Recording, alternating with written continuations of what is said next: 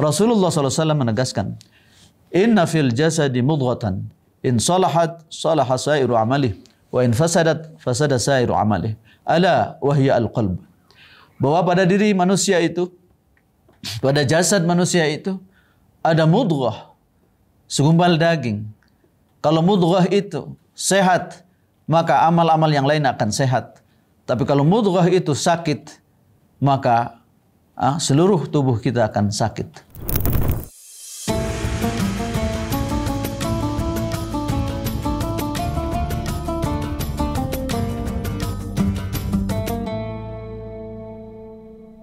Bismillahirrahmanirrahim. Assalamualaikum warahmatullahi wabarakatuh.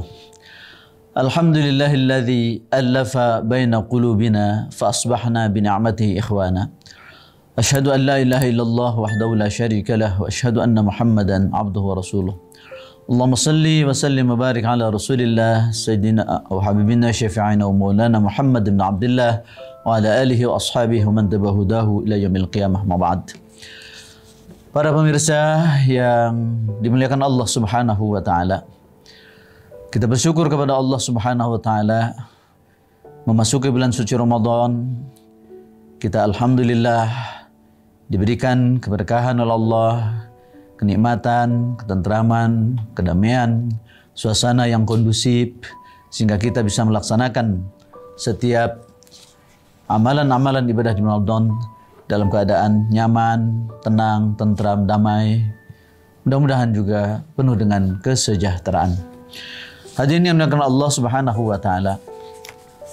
Kenapa saum Ramadan atau siam Ramadan betul-betul penting bagi umat manusia sampai seluruh umat diwajibkan untuk menjalankannya seperti firman-Nya, a'udzubillahi minasyaitonir rajim.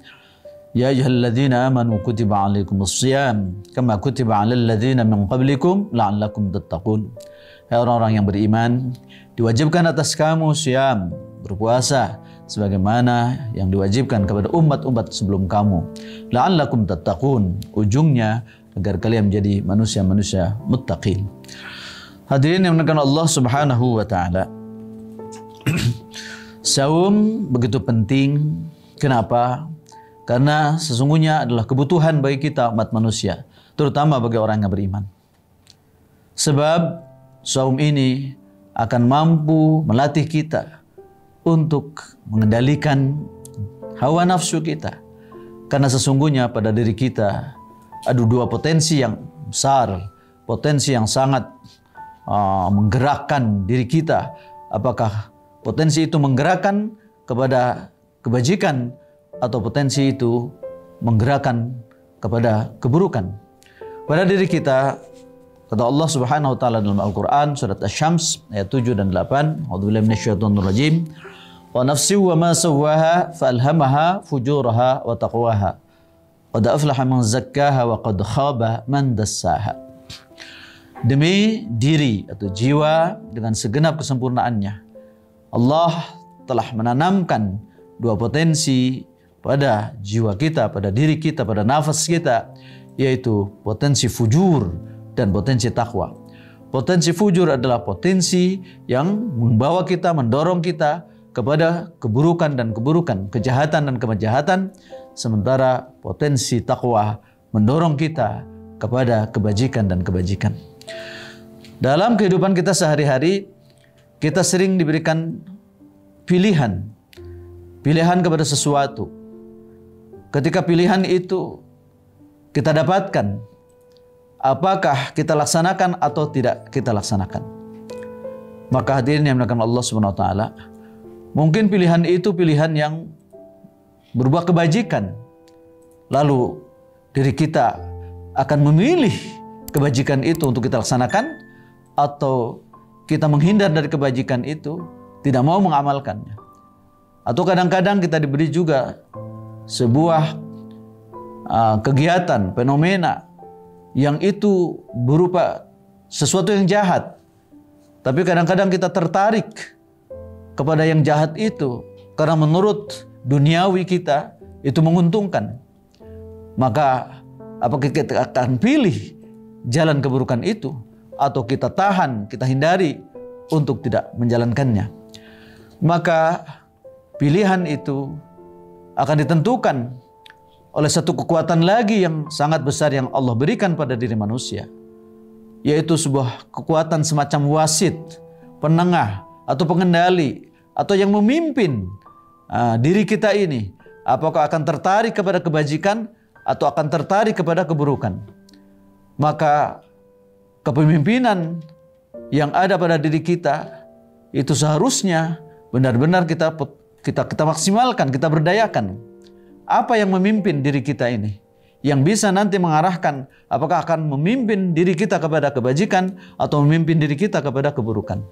Rasulullah SAW menegaskan, inna fil jasadi mudghatan, in salahat salaha sairu amalih, wa in fasadat fasada sairu amalih, ala wahya al-qalb. Bahwa pada diri manusia itu, pada jasad manusia itu ada mudghah, segumpal daging. Kalau mudghah itu sehat, maka amal-amal yang lain akan sehat. Tapi kalau mudghah itu sakit, maka seluruh tubuh kita akan sakit. Ala, apakah mudghah tadi? Al-qalbu, yaitu hati. Hati inilah sebenarnya pemimpin yang telah Allah anugerahkan pada diri kita, di mana hati ini diberi tugas untuk mengendalikan, untuk memikirkan, untuk membolak-balik apakah kita akan berikan keputusan sesuatu yang baik atau keputusan yang buruk. Maka hati ini harus kuat karena dia seorang pemimpin. Hati ini harus sehat karena dia harus seorang pemimpin. Kalau tidak sehat hatinya, tidak kuat hatinya, boleh jadi kepemimpinannya akan hancur atau dia akan memimpin kepada kejahatan. Oleh sebab itu qalbu itu harus kuat, harus sehat supaya mampu mengarahkan jasadnya kepada sesuatu yang baik. Oleh sebab itu Ibnu Qayyim Al-Jauziyah mengingatkan kepada kita sesuai dengan apa yang disampaikan oleh Allah SWT dalam Al-Quran, bahwa tipologi hati kita ini ternyata ada 3. Satu adalah qalbun salim, yaitu hati yang sehat. 2, qalbun mayyit, hati yang mati. Dan yang ketiga, qalbun marid, hati yang sakit. Nah tentu hati kita, kalau kita inginkan mampu memimpin kepada kebenaran, maka hati kita harus hati yang salim, qalbun salim. Apa karakteristik qalbun salim?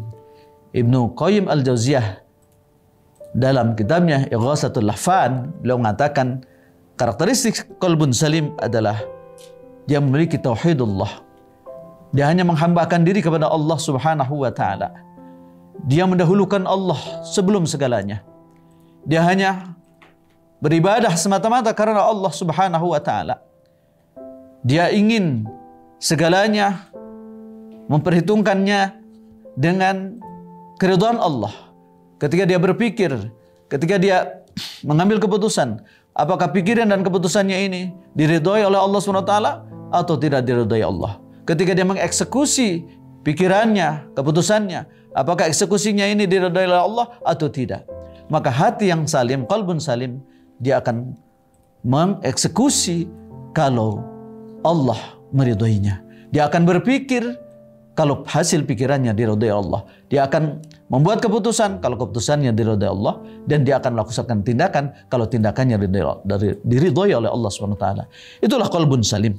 Dia menjalankan aturan-aturan syariah Allah. Dia atur aturan-aturan yang diajarkan Rasulullah. Dia akan jauhi hal-hal yang bertentangan dengan syariah Allah Subhanahu wa ta'ala. Itulah ketika qalbun yang sehat, qalbun yang salim. Berbeda dengan qalbun mayyit. Qalbun mayyit adalah kebalikannya daripada qalbun yang salim. Qalbun mayyit adalah qalbun yang la hayata fiha, tidak ada lagi kehidupan di dalamnya. Bagaimana karakteristiknya, indikatornya? Dia beribadah kepada selain Allah. Dia menghambakan diri kepada selain Allah. Dia menjalankan aturan-aturan yang tidak sesuai dengan syariat Allah. Dia pun lebih banyak mengikuti syahwatnya. Kenapa? Karena hatinya sudah tidak peka lagi, hatinya sudah mati. Sementara hati yang ketiga adalah qalbun marid, yaitu hati yang sakit. Hati yang sakit ini, hati yang belum istiqomah, masih terombang-ambing antara dua ekstrim, yaitu ekstrim kebaikan dan ekstrim keburukan. Maka kata Ibnu Qayyim al-Jauziyah, hati yang seperti ini yamudduhu madatun ila taatillah wa yamudduhu madatun ila ma'siyatillah. Jadi hati ini kadang-kadang tertarik kepada ketaatan kepada Allah, tapi pada kali yang lain dia tertarik juga kepada maksiat kepada Allah SWT. Artinya ada ketidakstabilan atau senantiasa terombang-ambing antara hak dan batil. Kadang dia cenderung kepada kebajikan, kadang cenderung kepada kebatilan, sehingga akhirnya dia melakukan dua-duanya. Kebenaran dia laksanakan, kebatilan juga dilaksanakan. Maka Imam Al-Ghazali dalam kitabnya Ihya Ulumuddin menyarankan kepada orang yang memiliki qalbun marid ini supaya segera bertobat kepada Allah Subhanahu wa taala. Sesuai dengan firman Allah Subhanahu wa taala, "Wasari'u ila maghfiratin min Allah wa jannah arduha as-samawati wal ardu uiddat lil muttaqin." Bersegeralah kalian menuju ampunan Allah dan jannahnya yang luasnya seluas langit dan bumi. Kenapa harus segera bertobat?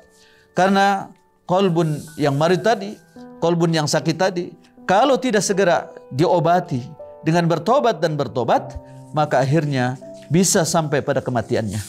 Bisa sampai dia menjadi qalbun yang tidak mampu lagi untuk hidup, untuk bisa berdaya dalam memimpin tubuhnya, sehingga akhirnya dia menjadi qalbun yang membawa malapetaka bagi si pemiliknya.